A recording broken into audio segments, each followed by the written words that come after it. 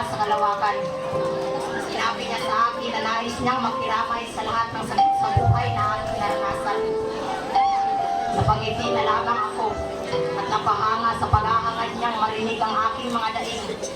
Sa unang beses, naramdaman kong hindi ako nag-iisa. Naramdaman ko kung anong gusto kong maging.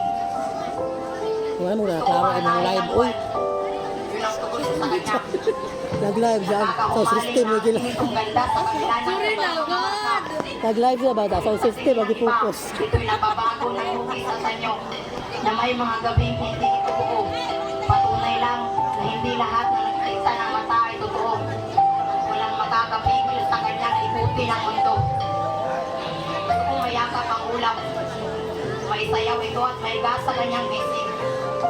Sa kung paanong ang inipon niyang lamig ang siyang bumubuhay sa paligid. Walang kapares, walang katulad. Iisa ang kahulugan ng mga luha na sa lupa ay umalik. Ang magmahal, ang mahulog na walang hinihintay na kapalit. Gusto kong isuot ang baghari. Nakikita ko ang ating lahi sa tuwing tinitignan mo ito.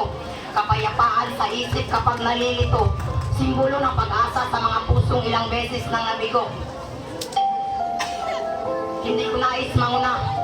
Ang gusto ko iyukit sa puso mo ang kulturang unti-unti nang nabubura. Mahal ko, ang kulturang ipinamana sa akin ng aking mga ninuno. Ay kailan may hindi ko ipagkakahiya ang yaman ng aking mga. Teka lang, naiintindihan mo ba talaga ang daloy ng storyang to? Harana, sayaw, kasuotan, kulturang tinutukoy ko. Katutubong sayaw, unti-unti nang nababaon sa limot. Mas nakikita ko pa ang mga kabataan ngayon na bumigiling sa TikTok at sumasayaw ng budots.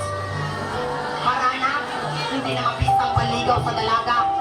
Kunti na lang ang nagbibigay ng halaga kasi ngayon, mag-chat ka lang sa messenger at magkakanobya ka na.